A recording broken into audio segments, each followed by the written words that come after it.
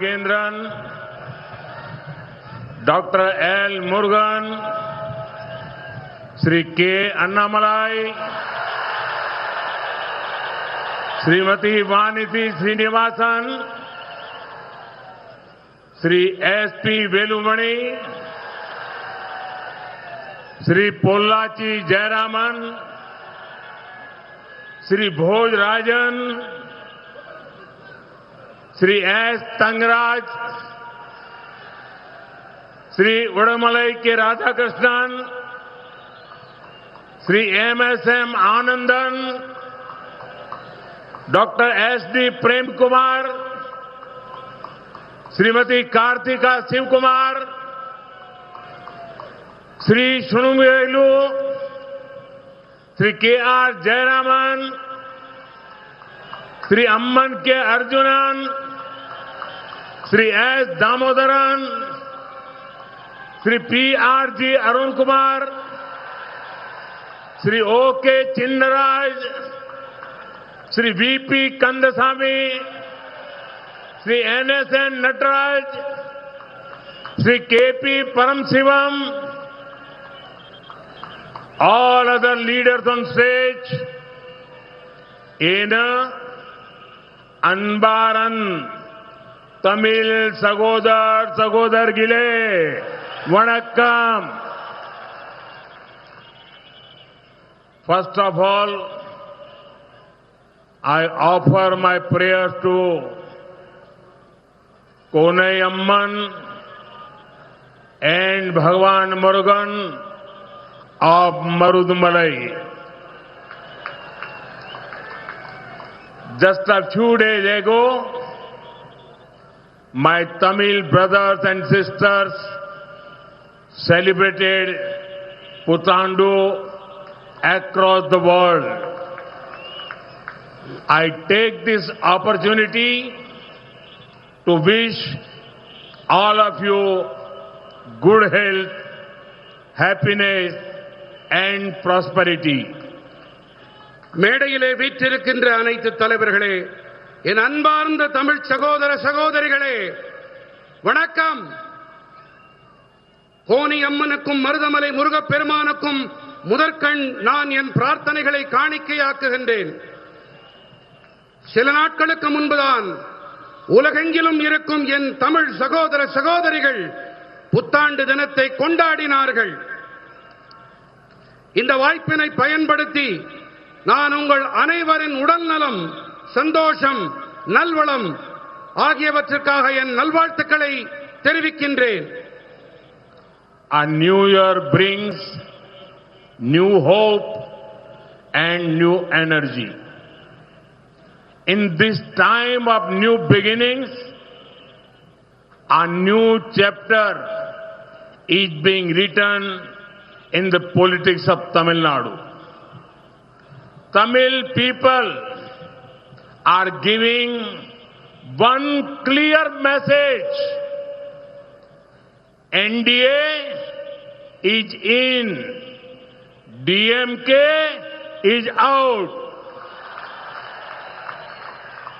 புத்தாண்டு என்பது புதிய நம்பிக்கை, புதிய சக்தியை கொண்டு வருவது, புதிய தொடக்கம் எனும் இந்த வேளையிலே தமிழ்நாட்டின் அரசியலில் ஒரு புதிய அத்தியாயம் எழுதப்பட்டுக் கொண்டிருக்கின்றது. தமிழ் மக்கள் தெளிவான ஒரு செய்தியினை அளிக்கிறார்கள். என்டிஏவின் வெற்றி, திமுகவின் வெளியேற்றம். Friends, Kongu Nadu, especially Kovai, is a land of hard-working and affectionate people. You have always stood firmly with the politics of development with BJP, NDA. और इसलिए मैं जब भी यहां आता हूं, मुझे एक अपनेपन का भाव महसूस होता है. கொங்கு நாட்டு மக்களே, குறிப்பாக கோவை கடும் உழைப்பாளிகளுக்கும் பாசமிகு மக்களுக்கும் சொந்தமான பூமி. வளர்ச்சி அரசியலுக்கு பக்கபலமாக பிஜேபி தேசிய ஜனநாயக கூட்டணிக்கு உற்ற தோழனாக நீங்கள் எப்போதுமே உறுதியாக இருந்து வந்திருக்கிறீர்கள். ஆகையால்தான் நான் இங்கே எப்போது வந்தாலும் நான் உங்களில் ஒருவனாக உணர்கின்றேன். आज अपनों के बीच मैं अपनी पीड़ा और अपना गुस्सा व्यक्त करना चाहता हूं. In 2023, we passed the Nari Shakti Vandan Abhiyan, Adhiniyam. And on the 16th of this month, we took a historic step to move towards implementing women's reservation in Parliament and legislative assemblies. மக்களே, இன்று நம்மவர்களிடையே நான் என்னுடைய வருத்தத்தையும் என்னுடைய ஆதங்கத்தையும் முன்வைக்க விரும்புகின்றேன். 2023ஆம் ஆண்டிலே நாம் பெண்கள் இடஒதுக்கீட்டு சட்டத்தை நிறைவேற்றினோம். இந்த மாதம் 16ஆம் தேதி என்று நாடாளுமன்றத்திலும் சட்டப்பேரவைகளிலும் பெண்கள் இடஒதுக்கீட்டை அமல் செய்யும் வரலாற்று பூர்வமான அடியெடுப்பை படியினை நாம் எடுத்து வைத்தோம். मैंने पर्सनली सारी पॉलिटिकल पार्टी से इसे सपोर्ट करने की अपील की थी. I told them very clearly that they may take the credit. I have no objection. I only wanted sisters from ordinary families to be able to come to Parliament and Vidhan Sabha in greater numbers. தனிப்பட்ட முறையிலே கூட நான் எல்லா அரசியல் கட்சிகளிடமும் ஆதரவு கோரினேன். எல்லா பாராட்டையும் நீங்களே எடுத்துக்கங்க, எனக்கு எந்த ஆட்சேபனையும் இல்லை என்று தெளிவாக கூறினேன். ஆனா எனக்கு வேணுங்கிறதெல்லாம் ஒண்ணே ஒண்ணுதான். சாதாரண குடும்பங்களைச் சேர்ந்த என்னுடைய சகோதரிகள் நாடாளுமன்றத்துக்கும் சட்ட பேரவைகளுக்கும் அதிக எண்ணிக்கையிலே வர வேண்டும் என்பது மட்டுமே என்னுடைய ஆசை. But unfortunately, this noble effort was derailed. DMK, Congress and their allies made it a target of hatred and petty politics. ஆனால் துரதிர்ஷ்டவசமாக இந்த உயர்வான முயற்சி தோல்வி அடைந்தது. திமுகவும் காங்கிரசும் அவர்களுடைய கூட்டாளிகளும் வெறுப்பரசியல், கீழ்த்தரமான அரசியலுக்கு அதை இரையாக்கினார்கள். If this bill had been passed, many Tamil women from ordinary families would become MPs and MLAs. Basis the 2011 census, Tamil Nadu was going to get so many more seats, but clearly DMK did not want to this happen. Anyhow, the DMK's actions are now very, very clearly exposed. இந்த மசோதா மட்டும் சட்டமாகி இருந்தால் சாதாரண குடும்பங்களைச் சேர்ந்த பல பெண்கள் எம்பிக்களாகவும் எம்எல்ஏக்களாகவும் ஆகியிருப்பார்கள். 2011ஆம் ஆண்டு மக்கட்தொகை கணக்கெடுப்பின்படி தமிழ்நாட்டிற்கு அதிக இருக்கைகள் கிடைப்பதாக இருந்தது. ஆனால் தெளிவாக இதை திமுக விரும்பவில்லை. இப்போது திமுகவின் செயல்கள் தெளிவாக அம்பலமாகிவிட்டன, குட்டு வெளிப்பட்டு விட்டது. By wearing black clothes, DMK cannot cover up their wrong intentions. I want to tell the DMK that people know your black deeds. You cannot escape your black deeds any longer. Janata DMK के काले कारनामे अच्छी तरह से जान चुकी है. झूठ फैलाने से डीएमके के काले कारनामे छिपने वाले नहीं है. கருப்பு உடைகள் அணிந்து திமுக தங்களுடைய தீய எண்ணங்களுக்கு திரை போட்டு விட முடியாது என்று திமுகவுக்கு நான் கூறிக்கொள்ள விரும்புகின்றேன். உங்களுடைய கெட்ட செயல்களின் பலன்களிலிருந்து உங்களால் இனி தப்பவே முடியாது. மக்கள் உங்களின் உண்மையான முகங்களை தெரிந்து கொண்டு விட்டார்கள். பொய்களை பேசித் திரியும் திமுகவால் இனிமேல் புரட்டுக்களை புனை சுருட்டுக்களை மறைக்க முடியாது. और मैं तमिलनाडु की जनता को एश्योर करता हूं, I assure you all that this is nothing the end of our fight. This is just the beginning. BJP और एनडीए आपके अधिकारों के लिए संघर्ष करते रहेंगे. தமிழர்களே, உங்களுக்கு நான் ஒன்று உறுதிபட கூறிக்கொள்ள விரும்புகின்றேன். இது எங்களுடைய போராட்டத்தின் முடிவு அல்ல, இது தொடக்கம்தான். பிஜேபியும் தேசிய ஜனநாயக கூட்டணியும் உங்களுடைய உரிமைகளுக்காக தொடர்ந்து போராடி வருவார்கள். இது என்னுடைய உறுதிப்பாடு. इस कार्यक्रम के बाद आज रात को 8:30 बजे 8:30 मैं राष्ट्र के नाम अपनी बात बताने वाला हूं. इस विषय पर मैं विस्तार से चर्चा करने वाला हूं. இந்த நிகழ்ச்சி நிறைவடைந்த பிறகு இன்று இரவு 8:30 மணி அளவிலே நான் நாட்டு மக்களிடம் உரையாற்ற விரும்புகின்றேன். இந்த விஷயம் குறித்து விரிவாக நான் நாட்டு மக்களிடம் பகிர்ந்து கொள்ள இருக்கிறேன். அனைவரும் தவறாது கேளுங்கள். Today DMK had no achievement to showcase, no real issues to raise. That is why they resorted to spreading false fears about a reduction in Tamil Nadu seats.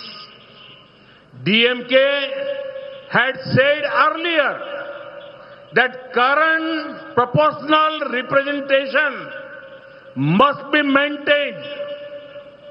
और हमने इसी का प्रस्ताव भी दिया था, लेकिन अब इन लोगों ने यू टर्न कर लिया.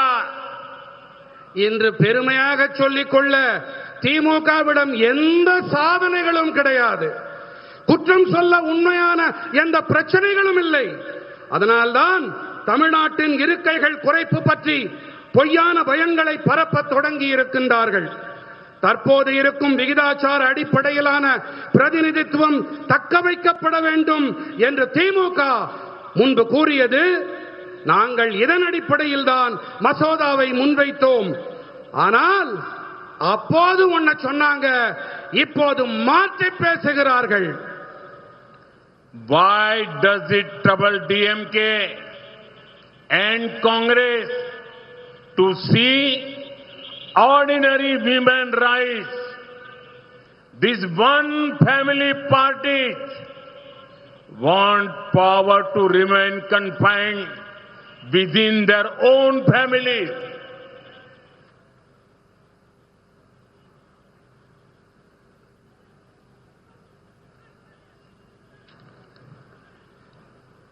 சாதாரண பெண்கள் உயர்வடைந்தால் ஏன் திமுகவிற்கும் காங்கிரசிற்கும் ஏறுகிறது? ஏன் தெரியுமா? ஏனென்றால் இந்த ஒற்றை குடும்ப கட்சிகள் அதிகாரம் தங்கள் குடும்பங்களுக்கு உள்ளேயே இருக்க வேண்டும் என்று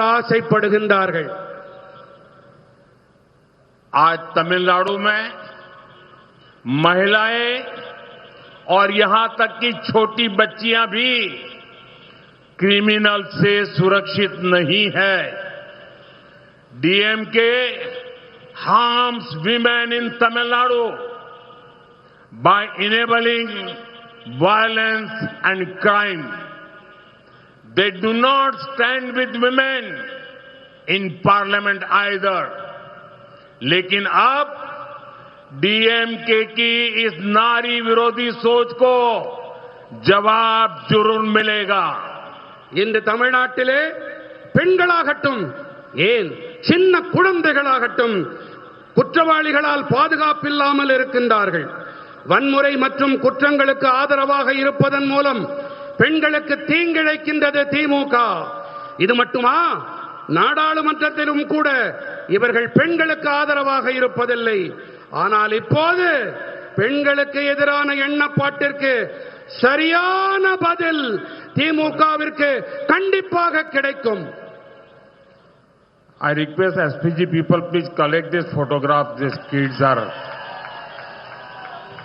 அங்கே வெளிப்படுத்தப்படும் புகைப்படங்களை எஸ்பிஜி நண்பர்கள் அதை கொண்டு வந்து தருமாறு கேட்டுக்கொள்ளுகின்றேன். मैं तमिलनाडु की हर बहन से कहूंगा कि वो डीएमके और डीएमके के लोगों को जहां देखें वहीं उनसे सवाल करें. Ask them why they oppose a bill meant to ensure women's representation. Ask DMK why they denied Tamil women this golden opportunity. And on April 23rd, give them a clear and powerful message. நான் தமிழ்நாட்டின் ஒவ்வொரு சகோதரியிடமும் கூறிக்கொள்ளுகின்றேன், திமுக காரர்களை நீங்கள் எங்கே பார்த்தாலும் அங்கே அவர்களிடம் கேள்வி எழுப்புங்கள். பெண்களின் பிரதிநிதித்துவத்தை உறுதி செய்யும் மசோதாவினை ஏன் அவர்கள் எதிர்த்தார்கள் என்று கேளுங்கள். பெண்களுக்கான இந்த பொன்னான வாய்ப்பை ஏன் தமிழ் பெண்களுக்கு மறுத்தார்கள் என்று கேளுங்கள். மேலும் ஏப்ரல் மாதம் 23ஆம் தேதி என்று தெளிவான பலமான செய்தியினை அவர்களுக்கு நீங்கள் அளியுங்கள். I see Tamil Nadu as an important engine of growth for India. In the last 11 years, the center has provided more than 14 lakh crore rupees to Tamil Nadu. This has come as tax devolution, as highways, airports, railways and welfare schemes. Congress और DMK जब दिल्ली में राज करते थे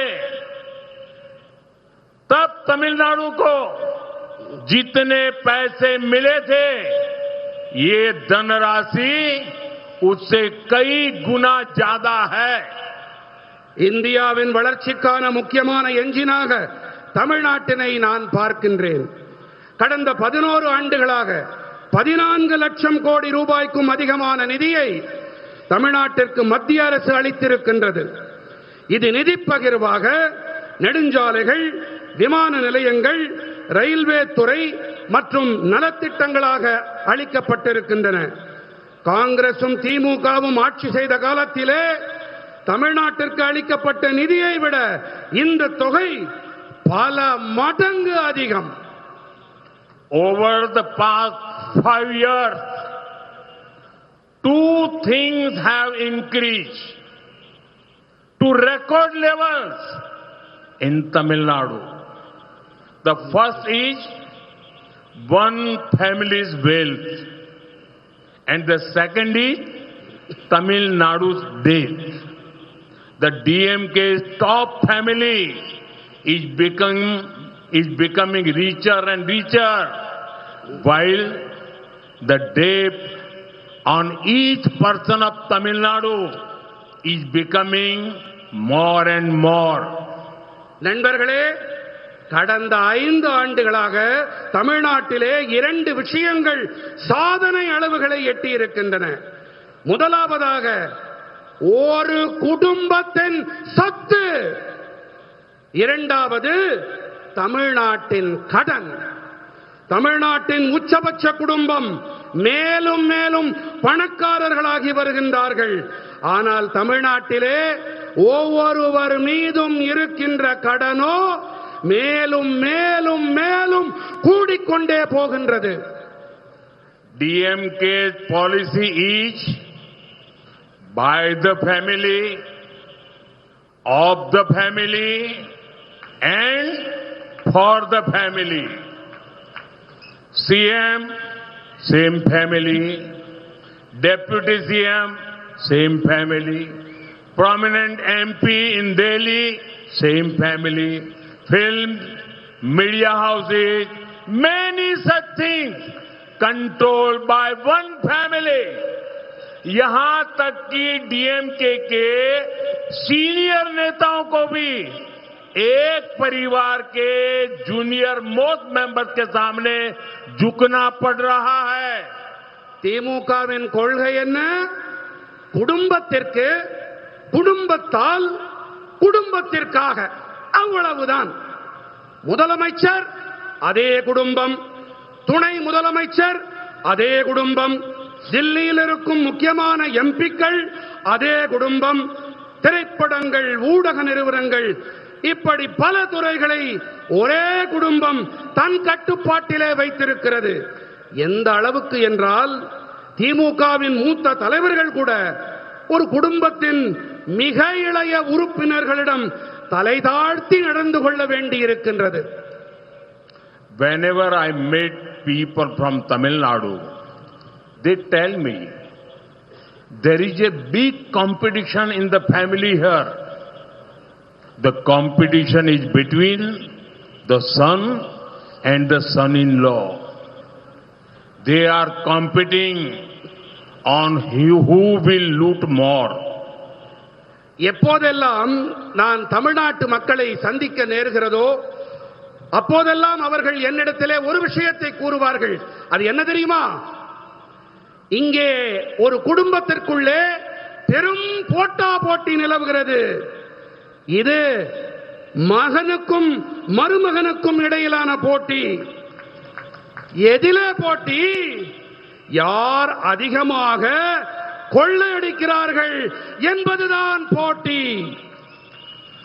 Tamil Nadu needs vision in governance, not son or son-in-law loot. On a connected note, DMK and their ally in Delhi had one thing common. In both, the son-in-law had done quote-unquote wonders, and India is fed up of one son-in-law. Tamil Nadu is fed up of another son-in-law. इन दोनों परिवारों के भ्रष्टाचार से जनता बहुत परेशान है. ஆளுகையில் தொலைநோக்கு தான் இன்று தமிழ்நாட்டுக்கு அத்தியாவசியமான தேவை. மகன் மருமகன் அடிக்கும் கொள்ளை அல்ல. அதே போல திமுகவிலும் தில்லியில் அவர்களுடைய கூட்டாளிக்கும் இடையே ஒரே ஒரு ஒற்றுமை. இரண்டு கட்சிகளிலும் மருமகன்கள் மேற்கோள் என்னவென்றால் அதிசயங்களை நிகழ்த்தி இருக்கின்றார்கள். இந்தியா ஒரு மகனால் ஒரு மருமகனால் சலித்து போய்விட்டது. இன்னொரு மருமகனால் தமிழ்நாட்டு சரித்து போய்விட்டது. இந்த இரண்டு குடும்பங்களின் ஊழலால் மக்கள் பெரும் வேதனையில் இருக்கின்றார்கள். But look at the contrast between DMK and BJP. Take the example of a proud son of Coimbatore, Thiru C.P. Radhakrishnan ji. no political background.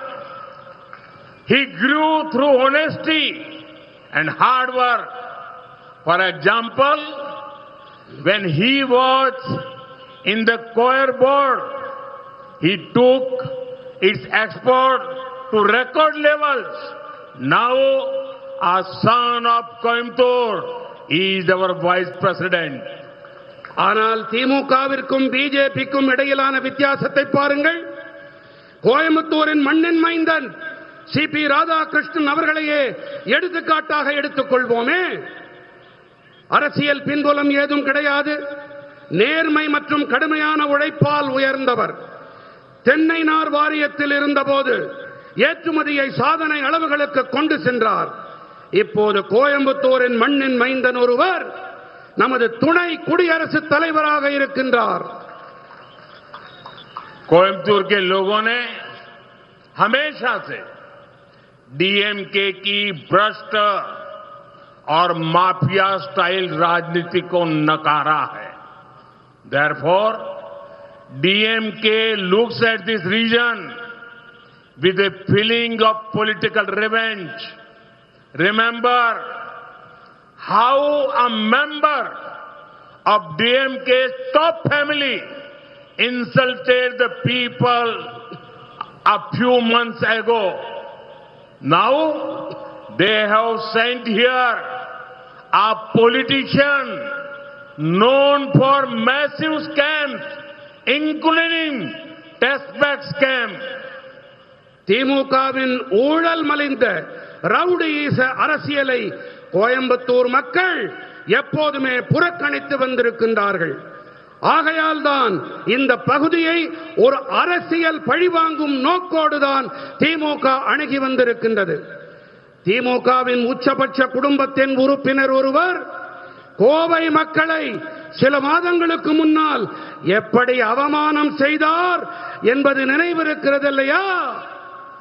TASMAC ஊழல் போன்ற பெரிய பெரிய மோசடிகளுக்கு பெயர் போன ஒரு அரசியல்வாதியை இப்போது இங்கே அவர்கள் அனுப்பியிருக்கின்றார்கள். Friends, when there is a double engine government, work moves faster. Schemes reach people quicker. Benefits multiply. நண்பர்களே, டபுள் என்ஜின் அரசாங்கம் இருக்கும்போது வேலைகள் மும்முரமாக வேகமாக நடக்கின்றன. மக்கள் நல திட்டங்கள் விரைவாக மக்களை சென்றடைகின்றன. ஆதாயங்கள் பல மடங்காகின்றது. Take the PM Suryagar scheme for example. For now, it has reached only 8,000 homes in Coimbatore. Each home got about 75,000 rupees subsidy for rooftop solar from central government. So 8,000 homes means total about 60 crore rupees given by the center. பிரதம மந்திரி சூரிய சக்தி வீடுகள் திட்டத்தையே எடுத்துக்காட்டாக எடுத்துக்கொள்வோமே. இப்போது இது கோயம்புத்தூரில் 8,000 வீடுகளை மட்டுமே சென்றடைந்திருக்கிறது. ஒவ்வொரு வீட்டிற்கும் இந்த கூரை மீதான சூரிய சக்தி அமைப்பிற்கு சுமார் 75,000 ரூபாய் மத்திய அரசு தரப்பிலிருந்து மானியம் கிடைத்தது. ஆக 8,000 வீடுகள் என்றால் சுமார் 60 கோடி ரூபாயை மத்திய அரசு அளித்திருக்கின்றது. But benefit does not stop at subsidy. Solar power cuts electricity bills. People save money. According to one calculation, each home saves about 2,000 rupees every month on power bills. 8,000 homes together save about 1.6 crore rupees every month. That is about 19 crore rupees every year. ஆனால் ஆதாயம் மானியத்தோடு மட்டும் நின்று போவதில்லை. சூரிய சக்தி மின்சாரத்தால் மின் கட்டணம் குறைகிறது. மக்களால் பணத்தை சேமிக்க முடிகிறது. மின் கட்டணத்தால் மட்டுமே ஒவ்வொரு வீடும் சுமார் 2,000 ரூபாய் மாதந்தோறும் சேமிக்கிறது என்கிறது ஒரு கணக்கீடு. 8000 வீடுகள் ஒட்டுமொத்தமாக சுமார் 1.6 கோடி ரூபாயை ஒவ்வொரு மாதமும் சேமிக்கின்றார்கள். அப்படி என்றால் ஒவ்வொரு ஆண்டும் 19 கோடி ரூபாய் சேமிப்பு. With an active state government, if the scheme reaches 1 lakh homes, imagine the impact. The business for local solar vendors goes up. Subsidy from center to people of Coimbatore would be around 800 crore rupees. Every year, people saving on electricity would be around 250 crore rupees. सोचिए, बिजली बिलों में लगभग 250 करोड़ रुपए से भी ज्यादा की बचत. சுறுசுறுப்பாக செயல்படும் ஒரு மாநில அரசு இருந்தால் இந்த திட்டம் 1 லட்சம் வீடுகளை சென்றடைந்தால் அது ஏற்படுத்தக்கூடிய தாக்கத்தை கற்பனை செய்து பாருங்கள். சூரிய சக்தி பொருட்களை தயாரிக்கும் உள்ளூர் வியாபாரியின் வியாபாரம் அதிகரிக்கிறது. கோயம்புத்தூர் மக்களுக்கு மத்திய அரசிடமிருந்து கிடைக்கும் மானியம் சுமார் 800 கோடி ரூபாய் ஆகும். ஒவ்வொரு ஆண்டும் மக்கள் மின்சாரத்தால் சேமிக்கும் தொகை மட்டும் சுமார் 250 கோடி ரூபாயாக இருக்கும். This reduces the burden on the government to give power subsidies. Government saves money and can fund other welfare schemes. Further, rooftop solar reduces pressure on the power grid. This means Coimbatore's industries get more electricity at lower cost. It means more investment, more jobs, more prosperity. மின்சாரத்துக்கான மானியங்கள் வழங்கல் என்ற சுமை அரசுக்கு குறையும். அரசாங்கம் பணத்தை மிச்சப்படுத்தி அந்த நிதி மற்ற நலத்திட்டங்களுக்கு செலவு செய்ய உதவியாக இருக்கும். மேலும் கூரை மீதான சூரிய சக்தி அமைப்பு, மின் தொகுப்பு அதன் மீதான நெருக்கடியை குறைக்கும். இதன் காரணமாக குறைவான கட்டணத்தில் கோயம்புத்தூரின் தொழிற்சாலைகளுக்கு அதிக மின்சாரம் கிடைக்கும். இதன் விளைவாக அதிக முதலீடு, அதிக வேலை வாய்ப்பு, அதிக செல்வ செழிப்பு. यह नागरिकों को शक्तिशाली बनाने का, पीपल को एम्पावर करने का उत्तम प्रयास है. You are getting power and you are getting empowered. உங்களுக்கு நல்ல மின்சாரம் கிடைக்கின்றது, அதே போல உங்களுக்கு அதிகாரம் பகிர்ந்தளிக்கவும் செய்யப்படுகின்றது. Similarly, Center is running many important welfare schemes of this kind. Crores of bank accounts, homes, water connections, gas connections, and mudra loans have made a real impact. In the past decade, we have lifted 25 crore people out of poverty. That is larger than the population of many countries. அதே போல இவை போன்ற பல முக்கியமான நலத்திட்டங்களை மத்திய அரசு செயல்படுத்தி வருகின்றது. கோடிக்கணக்கான வங்கிக் கணக்குகள், வீடுகள், குடிநீர் இணைப்புகள், எரிவாயு இணைப்புகள், முத்ரா கடன்கள் இவையெல்லாம் நல்லதொரு தாக்கத்தை ஏற்படுத்தி இருக்கின்றன. கடந்த 10 ஆண்டிலே நாம் 25 கோடி மக்களை ஏழ்மையிலிருந்து மீட்டெடுத்திருக்கிறோம். இது பல நாடுகளின் மக்கட்தொகையை விட அதிகமானது. These 25 crore people are aspirational. They spend on goods and services. Who make these goods? Small industries in places like Coimbatore. Who sells them? Local businesses and shop runs by the middle class. Who work there? Youth from the middle class. இந்த 25 கோடி மக்கள் முன்னேற துடிக்கும் ஆர்வம் உடையவர்கள். சரக்குகள் மற்றும் சேவைகளை பெற அவர்கள் செலவு செய்கின்றார்கள். யார் இந்த சரக்குகளை தயாரிக்கின்றார்கள்? கோயம்புத்தூர் போன்ற இடங்களில் இருக்கும் சிறிய தொழிற்சாலைகள் தாம். யார் விற்பனை செய்கின்றார்கள்?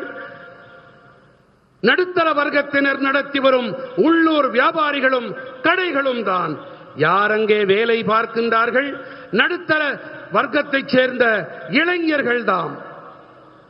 So, when central schemes are implemented without delay, both poor and middle class benefit. Growth reaches everyone. This is why Tamil Nadu needs a double engine NDA government. ஆக மத்திய அரசின் நலத்திட்டங்கள் தாமதமில்லாமல் அமல் செய்யப்படும் போது ஏழை மற்றும் நடுத்தர வகுப்பினர் பலன் அடைகின்றார்கள். வளர்ச்சி அனைவரையும் சென்றடைகின்றது. இதனால்தான் தமிழ்நாட்டிற்கு டபுள் என்ஜின் தேசிய ஜனநாயக கூட்டணி அரசாங்கம் மிக மிக தேவை. Friend, we care about your savings. Before 2014, an income of 12 lakh rupees meant paying up to 2 lakh rupees in tax. Today, on 12 lakh rupees, the tax is zero. That is direct saving in the hands of the middle class. We added another layer of relief by reducing GST rates. So, people pay less when they buy goods and services. सोचिए middle class को इससे कितना फायदा होगा. நண்பர்களே, உங்கள் சேமிப்பு குறித்து நாங்கள் அக்கறை எடுத்துக் கொள்ளுகின்றோம். 2014ஆம் ஆண்டிற்கு முன்பு 12 லட்சம் ரூபாய் வருமானத்திற்கு 2 லட்சம் வருமான வரி கட்ட வேண்டியிருந்தது. இன்று 12 லட்சம் ரூபாய் வரை வரியே கிடையாது. இது மத்திய தட்டு மக்களின் கைகளிலே நேரடியான சேமிப்பு. ஜிஎஸ்டி வரி விகிதங்களை குறைத்து அடுத்த கட்ட நிவாரணத்தை நாங்கள் அளித்திருக்கின்றோம். அந்த வகையிலே சரக்குகளையும் சேவைகளையும் மக்கள் வாங்கும்போது மக்கள் குறைவாக செலவு செய்கின்றார்கள். நடுத்தர மக்களுக்கு எத்தனை ஆதாயம் பாருங்கள். Now, families can save more for education, health and housing. They can invest more and earn more from it. They can also spend more on goods and services. கல்வி, ஆரோக்கியம், வீட்டு வசதி ஆகியவை தொடர்பாக குடும்பங்கள் இனி அதிகமாக சேமிக்க முடியும். அதிக முதலீடு செய்து அதிலிருந்து அதிக வருமானம் ஈட்டிக் கொள்ள முடியும். அதேபோல சரக்குகள் சேவைகள் தொடர்பாக அதிகம் செலவும் செய்ய முடியும். When demand increases, it boosts production in factories. It supports small businesses and local markets. So tax saving drive growth across the entire economy. Bharat के एमएसएमई सेक्टर को फायदा होगा, अर्थव्यवस्था मजबूत होगी और इसका बहुत बड़ा फायदा तमिलनाडु को होगा. தேவை அதிகரிக்கும் போது தொழிற்சாலைகளில் உற்பத்தி ஊக்கப்படுகிறது.